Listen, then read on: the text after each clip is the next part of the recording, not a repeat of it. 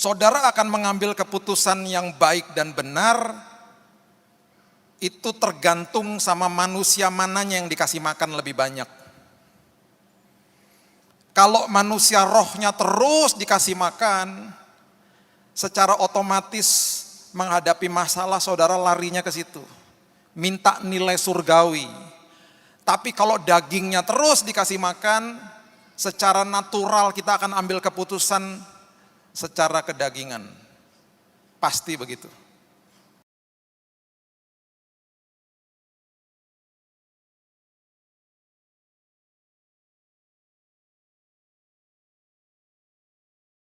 Engkau yang bertahta dalam hidup kami.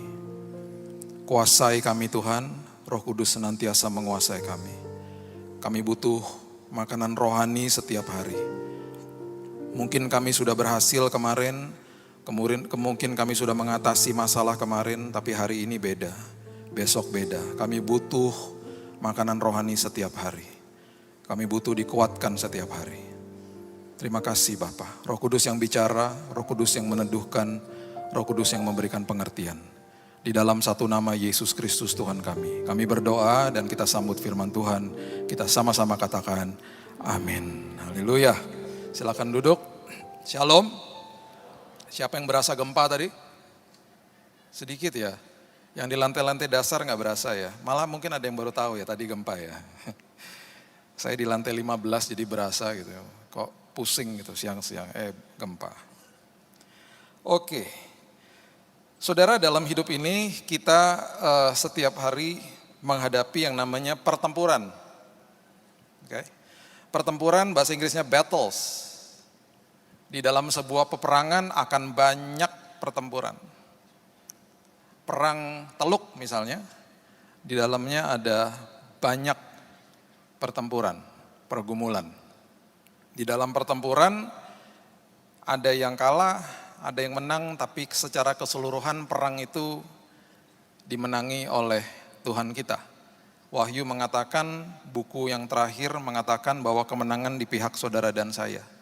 Tapi setiap hari ada yang namanya pertempuran. Pertempuran itu setiap hari iman merasa kuat. Setiap hari juga rasa takut yang ada dalam hidup ini tambah kuat bisa juga. Jadi iman bertempur sama takut, stres bertempur sama percaya, pengharapan bertempur sama yang namanya putus asa. Medan pertempurannya di dalam hidup ini selalu terjadi di dalam pikiran saudara. Saya ulangi, medan pertempurannya terjadi di dalam pikiran saudara. Karena itu adalah satu-satunya akses yang iblis punya dalam hidup orang-orang benar, orang-orang yang dibenarkan, orang-orang percaya. Tujuan berikutnya dia setelah menguasai pikiran adalah hati manusia. Jiwa manusia dan akhirnya tujuan paling ultimate, paling tinggi adalah roh manusia. Jadi setiap hari dia hanya bisa mengaum-ngaum, menakut-nakuti saudara, kemudian mengganggu saudara, kemudian memberikan rasa tidak cukup, kemudian kita mulai pelan-pelan tidak mengucap syukur, dan akhirnya gampang rentan jatuh dalam dosa. Setiap pagi ketika saudara dan saya bangun, karena kita sudah dimiliki Roh Kudus yang bertahta di hati kita, setiap hari suara di dalam hati ini mengatakan, baca firman misalnya, bilang terima kasih sama aku.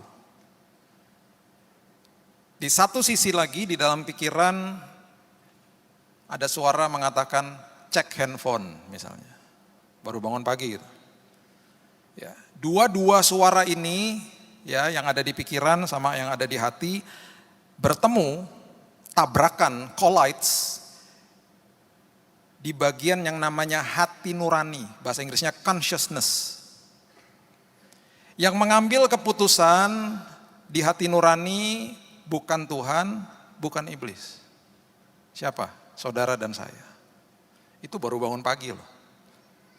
Baru bangun pagi, baru melek, sudah langsung diperhadapkan, disodorkan sama keputusan.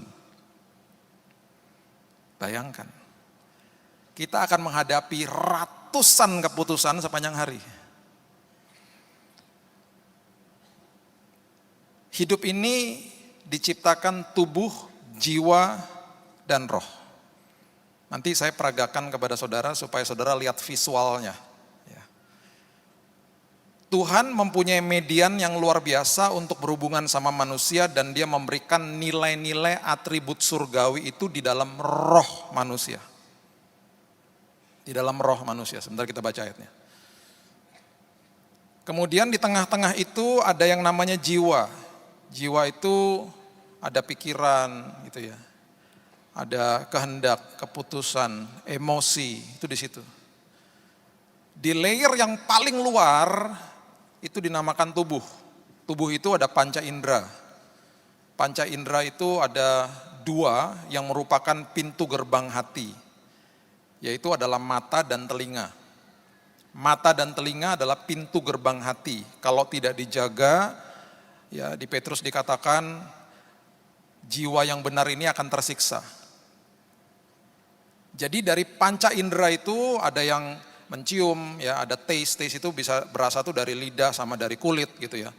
Nah ada 2 panca indera yang seringkali dan selalu melihat dan mendengar kemudian menyerap informasi dari apa yang ada di depan kita. Itu tubuh. Nah saudara bisa bayangkan kenapa dikatakan jiwa yang tersiksa, itu kalau betul-betul kita betul-betul tidak berharap, tidak mengerti, dan tidak kasih makan manusia roh. Yang kita makan adalah daging, kedagingan. Itu terus yang dikasih makan. Karena dua-dua suara ini yang namanya suara di dalam roh dan suara yang masuk panca indera dari tubuh itu akan bertabrakan dan kemudian akan diolah dan keputusan itu akan diambil di jiwa saudara, keputusan kehendak. Saudara akan mengambil keputusan yang baik dan benar, itu tergantung sama manusia mananya yang dikasih makan lebih banyak. Kalau manusia rohnya terus dikasih makan, secara otomatis menghadapi masalah saudara larinya ke situ. Minta nilai surgawi. Tapi kalau dagingnya terus dikasih makan, secara natural kita akan ambil keputusan secara kedagingan. Pasti begitu. Jadi setiap hari ada pertempuran dalam kehidupan ini. Dan sekali lagi yang ngambil keputusan bukan Tuhan, bukan iblis, tapi saudara dan saya. Dan semua keputusan yang kita ambil itu akan berdampak di hari esok. Semua yang saudara ambil keputusan di hari ini akan berdampak di hari esok. Selalu begitu. Saudara ada pada saat ini karena ada keputusan yang saudara ambil di masa yang lalu. Saudara duduk di gereja pada malam hari ini ada keputusan yang saudara ambil tadi. Saudara bisa ada di tempat lain tapi saudara mau datang ke sini. Dan semuanya ini akan terus berakumulasi, mana yang saudara terus berikan makan tubuh atau roh, itu akan nantinya ketahuan. Pertama mungkin orang lain gak bisa lihat, mungkin bahkan saudara gak bisa lihat, tapi lama-kelamaan itu akan muncul di permukaan. Mana nih yang saya kasih makan lebih banyak? Tubuh saya, daging saya, atau roh saya? Saya gak bilang makanan jasmani ya. Amsal ayat yang keempat, ayat yang ke-23 mengatakan begini. Amsal pasal yang keempat, ayat yang ke-23. Jagalah hatimu dengan segala kewaspadaan, karena dari situlah terpancar apa? Kehidupan. Kita mau aspek hidup kita semuanya aman dan nyaman. Kuncinya cuma satu, jaga hati aja. Nanti Tuhan akan take care yang lainnya. Jaga hati aja, karena dari situ adalah sumber daripada kehidupan. 1 Timotius 6 ayat 12. 1 Timotius 6 ayat 12. Bertandinglah dalam pertandingan iman yang benar. Ada iman yang gak benar. Iman terhadap kekuatan manusia, iman terhadap kekuatan yang lain. Ada iman yang gak benar. Iman yang benar, dan rebutlah hidup yang kekal. Untuk itulah engkau telah dipanggil dan telah engkau ikrarkan ikrar yang benar di depan banyak saksi. Ketika saudara mengatakan kepada saya adalah pengikut Kristus, saya orang Kristen, saudara langsung jadi tontonan orang, tontonan dunia. Mana aku mau lihat imanmu seperti apa, mana buktinya. Langsung jadi tontonan, seperti ikrar yang aku ikrarkan, itu maksudnya. Saya mau buat apa dalam hidup ini jadi tontonan akhirnya. Kemuliaan Tuhan tadi kita sudah nyanyi akan diperlihatkan, akan dipertontonkan tergantung kitanya mau seperti apa. Efesus 6 ayat 12 mengatakan begini. Efesus 6 ayat yang ke-12. Karena perjuangan kita bukanlah melawan darah dan daging, tetapi melawan pemerintah-pemerintah, melawan penguasa-penguasa, melawan penghulu-penghulu dunia yang gelap ini, melawan roh-roh jahat di udara. Waktu terbaring di rumah sakit, salah satu yang saya lihat pada malam hari jam 5 pagi adalah sosok manusia yang ganteng di depan saya, dan Tuhan kasih tunjuk sama saya pembawa penyakitnya. Saya lihat di dalam mimpi saya dan kemudian transisi masuk ke dalam keadaan yang nyata. Saya lihat dia lewat di depan saya, kemudian dia memandang saya, mukanya ganteng, gak tahu lah itu siapa. Setelah sebelum dia tutup pintu, dia tunjuk dan dia kasih tanda kode begini. Pintu ditutup, masuk sebuah sosok anjing yang taringnya penuh dengan air liur dan mengerikan di depan saya. Dan selama proses ini berjalan, saya merasa ada panas yang jalan dari bawah tubuh saya sampai ke atas. Dan ini setelah saya pernah cerita kepada saudara, saya udah pernah kolaps, udah pernah sampai hilang gitu ya, karena darah saya sudah drop. Ya, bagi saudara yang belum tahu cerita saya, nanti lihat aja YouTube-nya. Saya didiagnosa kanker kemarin bulan Januari. Dan kemudian panasnya mulai naik dan ada suara, kali ini kamu mati. Kali ini kamu panas tinggi dan kamu mati. Bukan sekedar kolaps, mati kamu. Karena saya melihat sosok anjing itu, saya langsung pegang dia punya kerah di sini ya. Talinya saya pegang, ada talinya saya pegang. Dan tiba-tiba jam 5.30 itu, kenapa saya tahu? Karena saya terbangun. Jam 5.30 lihat jam terbangun. Dan itu betul-betul transisi dari dunia mimpi masuk ke dalam dunia nyata, dan itu betul-betul badan saya memang lagi panas. Jadi saya lagi diserang. Panasnya mulai naik dan benar-benar panas. Mulai naik dan mulai menggigil badan saya. Sementara beberapa hari yang lalu saya kolaps dan hampir masuk ICU. Dan kembali suara itu mengatakan, kali ini mati kamu. Dan dalam sekejap, di dalam hati saya Roh Kudus bilang begini, lepaskan tanganmu. Maksudnya lepaskan pegangan itu kepada binatang itu, lepaskan. Angkat tanganmu dan nyanyi-nyanyian pujian bagi aku. Biarkan aku yang melakukan ini. Let me do the battle, bahasa Inggrisnya. Dia kasih tahu begitu sama saya. Saya mulai angkat tangan saya mulai menyanyi. Biarlah manis kau dengar Tuhan, manis kau dengar Tuhan. Jam 5.30 pagi. Saya nyanyi itu kira-kira 15 menit. Dan panas itu yang sudah sampai di sini. Dan badan saya sudah mulai menggigil. Itu betul-betul saya bisa merasakan turun perlahan-lahan. Turun dan hilang. Dan dalam momen itu saya bisa marahnya luar biasa. Saya bilang, pergi kamu dari sini. Pergi kamu dari hidupku. Aku sudah disembuhkan. Engkau tidak punya tempat di atas tubuhku. Keluar dari kamar ini. Dalam sekejap badan saya semuanya normal. Jam 6 pagi persis setelah setengah jam kejadian itu, suster masuk ke kamar. Dia taruh mesin, dia hook up ke badan saya.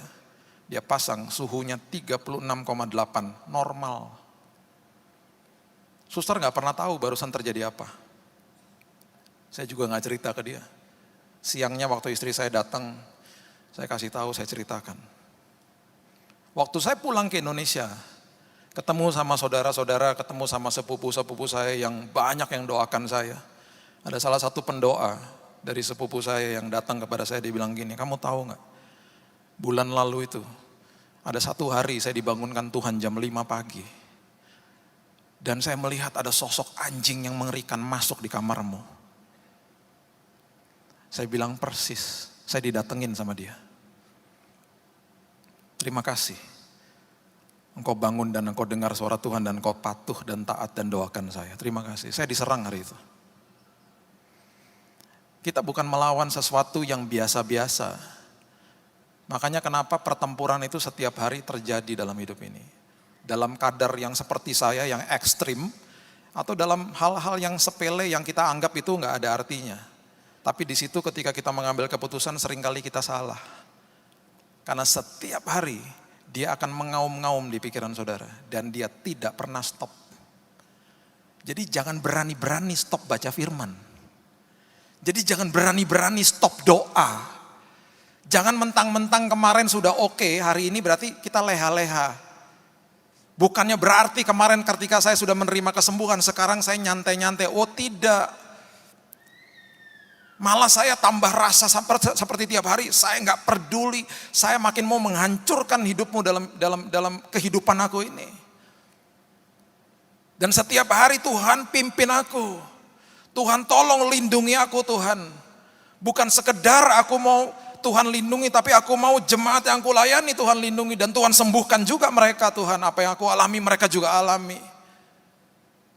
Itu doa saya setiap hari. Dan gak pernah stop. Makanya kenapa saya selalu mengajar begini. Isi doa kita bukan tawar-menawar sama Tuhan. Seringkali isi doanya manusia itu transaksional. Transaksi kita sama Tuhan. Padahal harusnya isi doa kita tuh adalah komunal dan betul-betul relasional sama Tuhan. Hubungan intim sama dia. Belajar dengar suaranya dia. Itu harusnya isi doa begitu. Terus belajar dengar suaranya. Karena itu penting. Supaya setiap hari mengerti instruksinya Tuhan itu seperti apa yang harus kita lakukan tiap hari.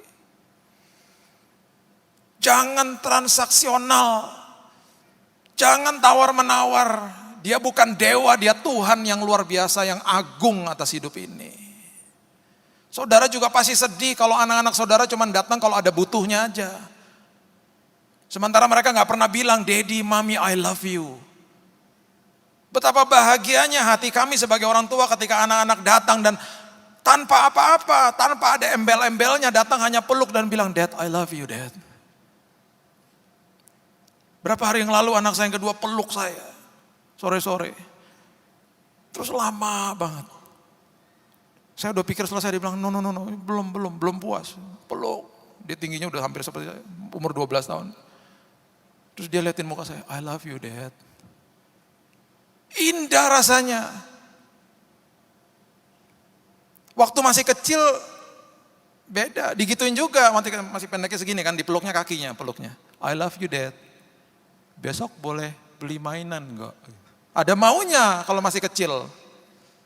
Kita juga gitu, waktu masih kerdil rohani gitu. Doa karena ada maunya. Doa jadi ban serep. Enggak gitu, isi doa enggak boleh terjadi transaksi di situ. Isi doa dengan keintiman. Nah itu yang saya katakan pertempuran antara manusia lama dengan manusia baru. Manusia yang masih kerdil rohani sama manusia yang sudah dewasa rohani. Itu tiap hari harus betul-betul ngerti. Saya gak mau lagi seperti itu. Makanya saya terus kumandangkan bahwa arti berkat sebenarnya adalah ketika saudara dan saya diubahkan Tuhan. Bukan masalahnya yang diubahkan, kita yang diubahkan Tuhan. Itu arti berkat yang sebenarnya. Berapa hari yang lalu ada persekutuan doa di Jakarta. Setelah selesai persekutuan, ada ibu-ibu datang ke saya. Pak, ini sakit, lutut sakit, ini sakit. Ayo Pak, segera, doa Pak, ayo Pak. Emangnya saya dewa apa? Pak, doa Pak. Terus saya tanya gini, emang kenapa kalau saya doain? Sembuh Pak hari ini juga, ayo Pak. Saya nggak salahkan loh orang minta doain ya, nggak salahkan, sah-sah saja. Tapi seringkali datang kepada Tuhan tuh kayak gitu. Alhasil apa kecewa sama Tuhan? 3 tahun lalu, apa 2 tahun lalu, lupa. Saya pernah cerita di sini kok, 7 orang saya doakan meninggal semua, ayo. Nggak bisa kultuskan hamba Tuhan toh. Meninggal, sampai saya pernah ada reputasi sempat tuh 3 tahun lalu. Pendeta penyabut nyawa, ayo. Ayo. Semua 7-7-nya yang saya doakan satu-satu meninggal. Habis itu nggak ada yang lagi panggil-panggil saya untuk doain, takut semuanya. Sampai-sampai ada keluarga yang telepon saya, Pak, ini loh Pak, Papa ini udah sekarat Pak. Kita udah keluarkan uang banyak, sekarang udah home care aja di rumah Pak. Gini loh Pak, kita udah berembuk sekeluarga Pak. Kita mengundang Bapak ke rumah. Buat apa Bu? Gini loh Pak, kita nih denger Pak. Bapak kalau doakan orang cepat ketemu Yesus katanya. Pak, kita sudah setuju satu keluarga besar. Pak, boleh datang ke rumah Pak, doakan Pak. Kasihan Papa Pak. Daripada kita masukin rumah sakit aja, Bapak aja datang ke sini, biar selesai. Ngomongnya diplomatis lagi, biar yang terbaik terjadi Pak. Ya. Dalam tanda kurung, biar Papa cepat-cepat pergi. Saya karena ada waktu saya datang, tapi saya di mobil bilang gini sama istri saya, lucu ya. Pendeta biasanya dipanggil untuk doa kesembuhan, ini doa kematian. Sampai di sana minta izin, boleh saya tiduran di samping papamu, di tempat tidur soalnya. Boleh Pak, monggo silakan. Saya peluk, Om doa ya Om. Ayo nyanyi semuanya. Papanya bilang gini, yang saya lihat tadi datang bukan kamu sama istrimu, lebih dari 2. Keluarganya kisruh, malaikat penjemput. Ampun. Imannya kayak begitu. Kita doa, selesai doa, kami di jamu makan siang. Mukanya lega banget semuanya. Makasih ya Pak. Seolah-olah gini, tinggal tunggu waktu Pak. Seolah-olah gitu. Seminggu setelah itu saya dapat telepon. Pak, mujizat terjadi Pak. Apaan? Papa sembuh total Pak. Sembuh total. Dan dia udah bisa jalan-jalan, kami ajak-ajak ke mall. Sekarang jalan Pak, udah luar biasa pulih Pak. Saya bangga dong, saya bilang sama istri saya, si Om sembuh loh. Istri saya tahu bilang apa? Luar biasa, pasien pertama sembuh. Yang lainnya meninggal semua. Ayo. Gak bisa kultuskan hamba Tuhan. Tuhan punya kedaulatan yang luar biasa, amin. Nah ini yang saya mau beritahu kepada saudara. Ingat, ini camkan betul-betul. Ya, Tuhan adalah Tuhan yang penuh mujizat. Setuju? Oke. Perhatikan ini. Ketika saudara butuh mujizat, ketika kemarin saya butuh mujizat, dia bisa lakukan mujizatnya dengan mengembalikan tangan. Blek, terjadi mujizat. Segampang itu. Saudara lagi dalam hutang yang besar, Tuhan bisa langsung kasih bereskan hutang saudara. Gampang, bagi Tuhan tidak ada yang sulit. Tapi ada satu, dia bisa lakukan tapi dia tidak akan lakukan. Apa? Paksa saudara berubah. Saya ulangi ya, dia tidak akan pernah paksa saudara berubah. Dia menghormati yang namanya kebebasan untuk memilih. Makanya mengambil keputusan saudara. Dia punya kuasa nggak mengubahkan hidup saudara? Oh punya. Dia tidak akan paksa saudara berubah. Makanya cerita ketika dia berjalan dengan murid di Emmaus, ya di Emmaus. Dia Alkitab mengatakan dia berjalan dan seolah-olah ingin meneruskan perjalanan. Nah. Berarti ada satu sisi yang luar biasa yang dia ingin sekali diundang masuk ke dalam rumah. Untung puji Tuhan diundang masuk rumah. Dan akhirnya muridnya lihat dia. Setelah dilihat, mereka lihat, dia hilang dari tampak mereka. Jadi dia tidak akan paksa saudara. Nah ini kebenarannya. Kesembuhan saya kemarin percuma kalau saya tidak diubahkan Tuhan. Makanya seringkali mujizat tidak terjadi karena kitanya nggak mau berubah. Kitanya masih manusia lama. Kita cuman doa-doa minta mujizat, tapi nggak pernah mau berubah. Kita minta mujizat, tapi kita nggak tanya Tuhan apa lagi ya yang harus aku berubah. Makanya kemarin ketika terbaring sakit saya bilang, Tuhan apa lagi yang harus diubah? Ya tulis satu-satu. Salah satunya Tuhan bilang gini, beli gitar. Kamu tuh bisa main gitar. Udah lama kamu gak main-main gitar di rumah. Dulu kamu main gitar, ayo. Yang kedua, salah satu dikasih tahu lagi gini, kenapa sel grup di rumah, FA ya kalau di sini ya. Saya punya sel grup di rumah, kenapa berapa tahun lalu kamu stop? Tuh teman-teman kamu itu yang datang ke rumah sekarang hilang semuanya. Ayo buka lagi sel grup di rumah, tulisin satu-satu. Mesbah keluargamu nggak bisa seperti dulu. Ayo nanti setelah selesai semuanya, mesbah keluarganya lebih dalam lagi, sharing-sharingnya lebih dalam lagi. Lamain dikit perjamuan sekalian sama anak-anak. Tulis lagi, oke Tuhan, oke Tuhan, oke Tuhan. Setelah beres semuanya, mujizat tinggal balikin tangan kok. Tergantung saudara dan saya. Makanya ketika orang datang ke saya ngomong gini, Pak doain Pak, saya lagi ada banyak hutang Pak. Kalau dianya nggak berubah, percuma. Saya bilang, Bu, Pak berubah dulu ya. Nanti Tuhan kasih, ya Tuhan berikan.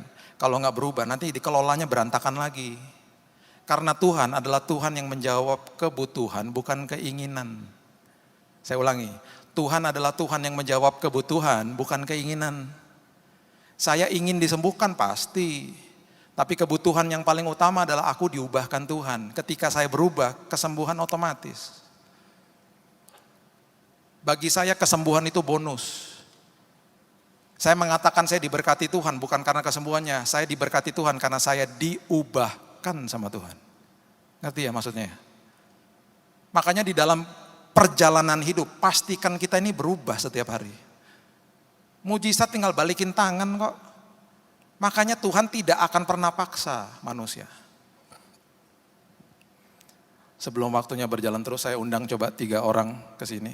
Sudah siap? 3 pria coba. Saya mau kasih lihat ini kepada saudara ya. Ini pergumulan hidup setiap hari ini kayak begini. Makanya saudara biar ngerti ya. Coba bisa berdiri di sini. Sebelumnya coba saudara baca dulu ini ya. Ya baca dulu ini. Buka bersama-sama saya di Roma, pasalnya yang ke-7, ayat yang ke-22 dan 23. Roma pasal yang ke-7, ayat 22 dan 23. Sebab di dalam batinku aku suka akan hukum Allah, tetapi di dalam anggota-anggota tubuhku aku melihat hukum yang lain yang berjuang melawan hukum akal budiku. Dan yang membuat aku menjadi tawanan hukum dosa yang ada di dalam anggota-anggota tubuhku. Ya, aku suka sama hukumnya Tuhan, tapi aku sepertinya kayak dicengkeram gitu, susah mau berubah. Ya. 2 Korintus 3 ayat yang ketiga. Ini ayat yang penting sekali saudara harus mengerti. Karena telah ternyata bahwa kamu adalah surat Kristus yang ditulis oleh pelayanan kami, ditulis bukan dengan tinta tetapi dengan roh dari Allah yang hidup, bukan pada loh-loh batu lagi, tapi kebenaran itu ditulis di mana? Melainkan pada loh-loh daging, yaitu di dalam hati manusia, diletakkan di dalam rohnya manusia. Jadi kebenaran itu sudah diletakkan di dalam hatinya manusia. Saya cuma mau kasih contoh aja kepada saudara ya. Berarti apa? Kasih sudah dikasih, kekudusan sudah dikasih, iman sudah dikasih. Itu tinggal diperkatakan supaya termanifestasi dalam hidup. Jadi kurang tepat kalau orang Kristen berdoanya begini, Tuhan berikan aku kasih-Mu. Udah ada. Tuhan aku memperkatakan kasih-Mu, kemurahan hati itu terjadi atas hidupku. Contoh ya, coba di sini. Bertiga di sini. Nah, ini layer yang paling dalam ya. Ngadepnya ke sana aja. Jangan malu-malu. Ya, ngadep sini. Oke. Ini layer yang paling dalam. Roh. Semua diletakkan di roh. Ya. Nah, ini yang paling stres karena ini jiwa. Ini diapit sama roh sama yang namanya tubuh, ya. Ini tubuh. Ganteng tubuhnya ya. Ini tubuh. Ini layer yang paling luar. Ya. Ini yang saya katakan tadi, menerima semua informasi. Bertobat, ya, bertobat. Pertobatan terjadi, semua Tuhan kasih, Tuhan letakkan di roh. Oke? Terjadilah pertempuran hidup. Kita contoh aja, ya, contoh. Satu hari, kehidupan ya, satu orang ini ya. Ini sebenarnya satu orang, dalamnya ada 3 nih pokoknya ya. Kehidupan ini mengalami yang namanya disakiti hatinya. Dia datang, dia beribadah ke satu tempat, dia disakiti sama temannya di gereja. Nah, ya. Ketika disakiti, yang namanya hati nih ya di dalam sini ya, dia kan harus mengambil keputusan. Dia bilang gini, Tuhan, aku udah belajar firman loh Tuhan. Ya, ini kan keputusan, kehendak, emosi semua di sini. Tuhan, aku udah belajar firman bahwa aku nggak boleh kepahitan. Oke Tuhan, ini sakit tapi aku pastikan aku nggak mau kepahitan. Kasih sudah dikasih. Ya, kalau saudara baca 1 Korintus 13 ayat 4-7 itu adalah definisi daripada kasih. Kasih itu murah hati, kasih tidak cemburu, tidak mementingkan diri sendiri. Semua definisi daripada kasih itu adalah keputusan, bukan perasaan. Kasih bukan perasaan, kasih adalah keputusan. Aku mengambil keputusan supaya aku murah hati, supaya aku tidak cemburu, supaya aku tidak mementingkan diri sendirinya. Jadi jiwa ini, emosi ini ketika disakiti dia pulang ke rumah. Dia bilang gini, Tuhan, aku berdoa nanti di kamar. Aku mau melepaskan pengampunan bagi orang itu. Nyebelin itu orang tadi Tuhan. Kasarnya luar biasa tadi ngomongnya. Oh dia berdoa. Dia berdoa. Di dalam roh sudah dikasih yang namanya kasih. Ini contoh ya, kasih. Semua dikasih. Iman, kekudusan, damai sejahtera. Diletakkan di roh sama Tuhan. Karena ini median yang Tuhan bisa berhubungan dengan manusia di roh. Nah ini tugasnya kita setiap hari. Jiwa ini punya tugas yang luar biasa. Makanya Alkitab mengatakan kalau tidak jaga panca indera, jiwa yang benar tersiksa. Jiwa ini bisa tersiksa. Karena dia harus mengambil keputusan setiap hari.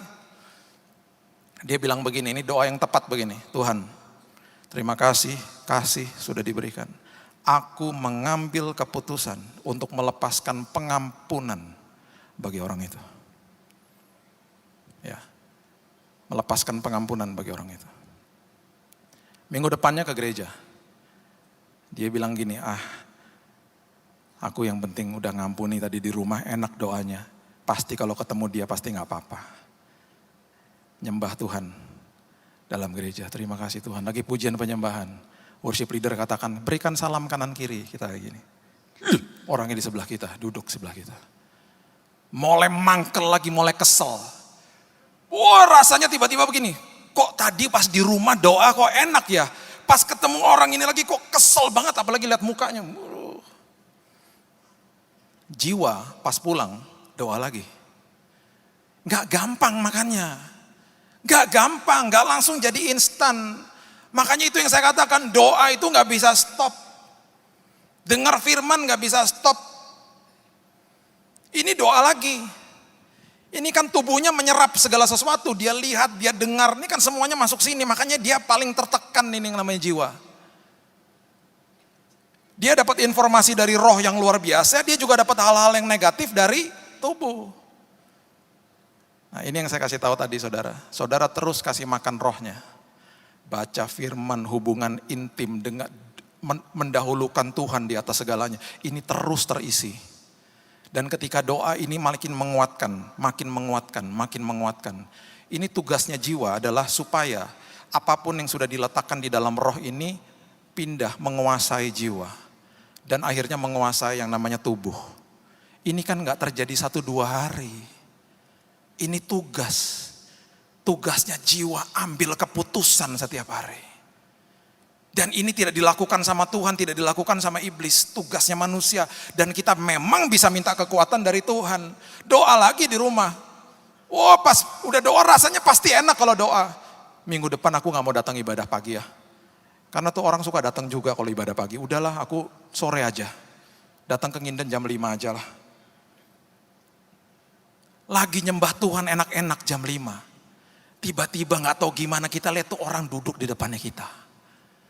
Kita kesel lagi, gimana sih Tuhan? Saya udah berusaha menghindar dari dia, ada lagi tuh orang. Jadi apapun yang diserap sama tubuh, ya masuk ke dalam jiwa, itu nggak langsung jiwanya langsung berubah, bisa termakan lagi. Ini jiwa lakukan doa terus menerus. Satu hari, ketika dia ada di dalam gereja, dia masuk ke dalam gereja, dia lihat itu orang yang dia sebel, ada jalan jauh. Tiba-tiba hatinya gini, lah kok aku ada belas kasihan ya, lah kok aku udah oke ya. Itu hari adalah hari di mana jiwa ini sudah dikuasai sama roh, sama kasih yang sebenarnya. Tubuhnya pasti sehat.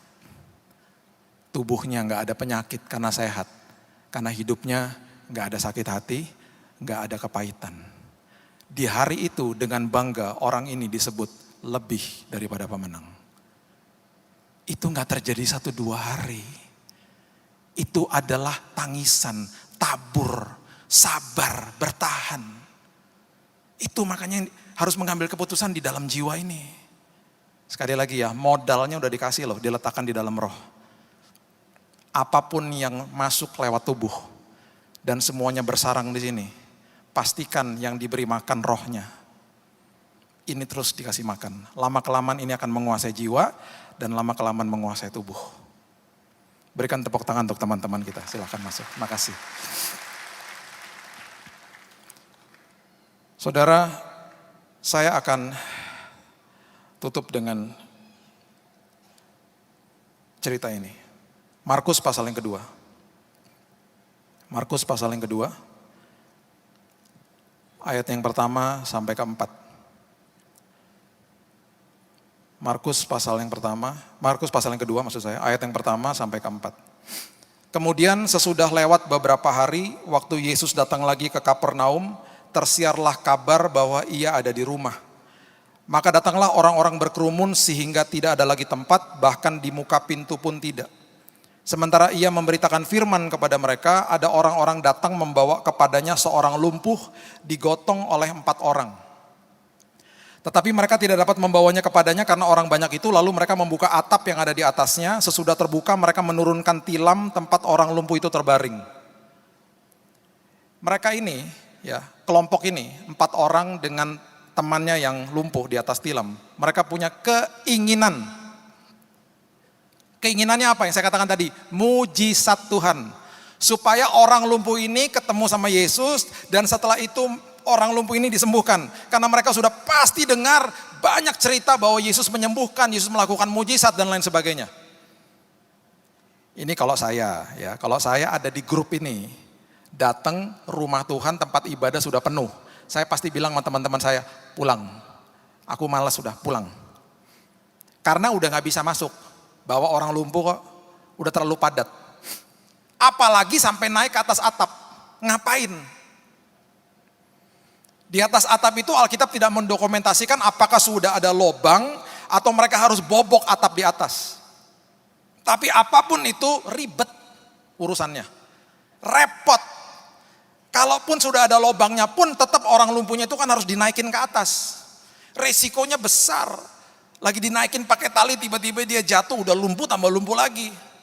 Bahaya. Makanya kalau saya ada di kelompok ini, saya akan bilang sama teman-teman saya, pulang. Besok kita cari tahu lagi Yesus membuat KKR di mana, ibadah di mana, datangnya lebih awal. Makanya cek Instagram. Lihat jam ibadah, datang kok telat.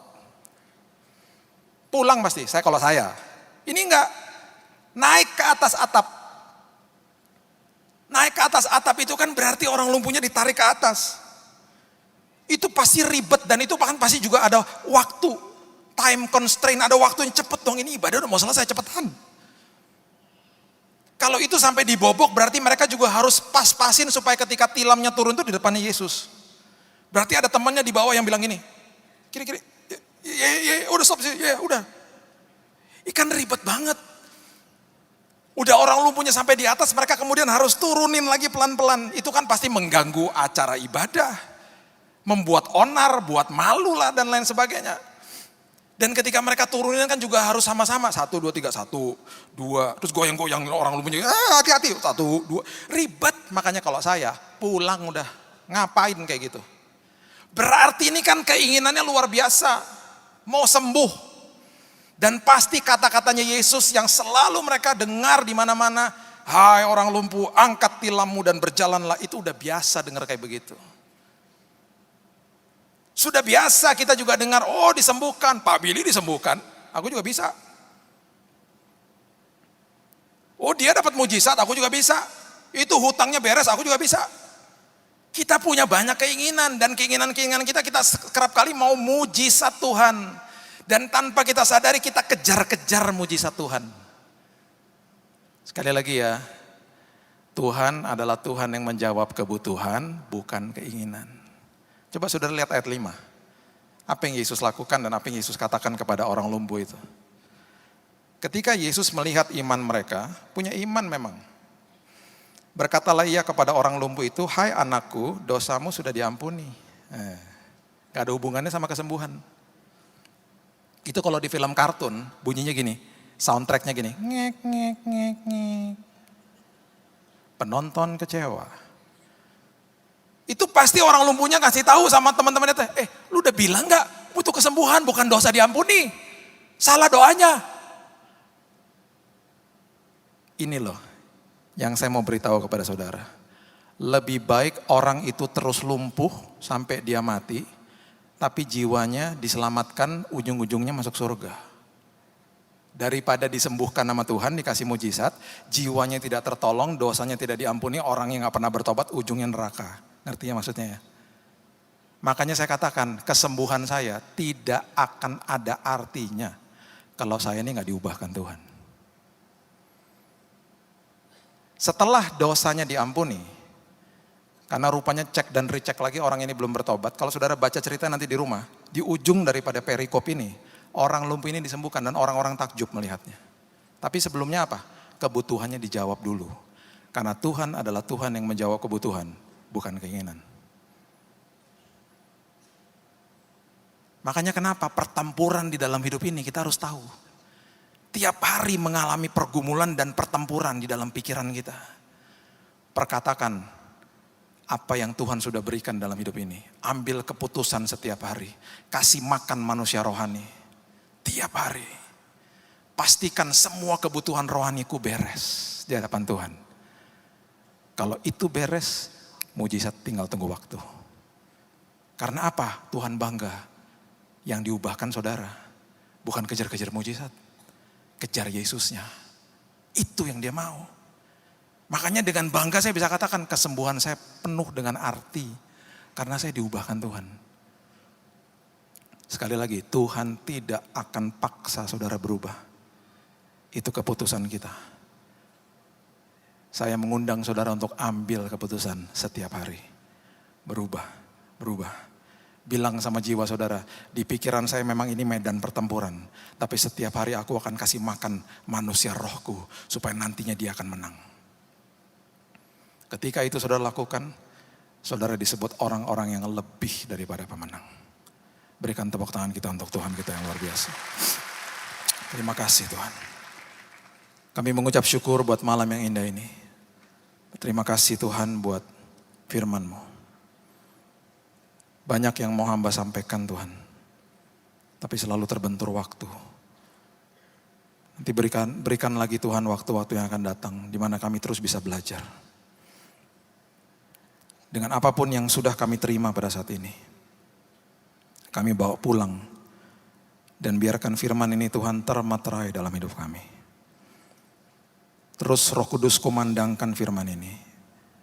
Ingati kami. Dan buat kami makin mengerti. Pertempuran di dalam hidup ini tidak akan pernah ada habisnya. Berarti setiap hari kami harus mempersenjatai hidup ini dengan senjata rohani. Berarti setiap hari kami harus kasih makan manusia roh kami. Setiap hari kami harus makin sadar bahwa kami tidak kejar-kejar mujizat. Tapi kejar kebenaran. Karena Engkau adalah Tuhan yang menjawab kebutuhan, bukan keinginan. Keinginan kami akan dikasih, mujizat akan terjadi kalau kami diubahkan. Itu esensinya. Kami mau isi doa-doa kami dengan keintiman, bukan transaksional. Kami mau isi doa-doa kami dengan keintiman, kasih kepada Tuhan, bukan tawar-menawar. Karena Engkau agung Tuhan, Engkau dahsyat, Engkau luar biasa. Kami mau tinggalkan manusia lama kami. Kami mau menghidupi manusia baru kami. Meteraikannya Bapa firman ini. Dan hamba-Mu berdoa setiap jemaat di tempat ini, hidup mereka berkemenangan Tuhan. Setiap hari, pertempuran demi pertempuran dalam hidup mereka, mereka yang menang. Mereka lebih daripada pemenang. Karena mereka mengerti mengambil keputusan setiap hari.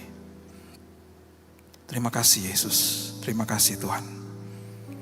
Kalau ada yang membutuhkan mujizat Tuhan pada malam hari ini, terlebih dahulu Tuhan ubahkan hidup mereka. Kalau ada yang butuh mujizat karena mereka terlibat hutang, beritahu kepada jemaat-Mu Tuhan, mereka harus berubah. Mereka harus cakap mengelola keuangan mereka. Nanti baru mujizat terjadi. Semua apapun yang kami butuhkan, kami mau serahkan kepada Tuhan. Kami percaya Tuhan adalah ya dan amin. Engkau adalah Alfa dan Omega. Kami sudah terima firman Tuhan dan kami akan jadi pelaku-pelakunya. Hanya di dalam satu nama, Yesus Kristus Tuhan kami. Kami sudah berdoa dan mengucap syukur. Kita sama-sama katakan, amin. Tuhan berkati.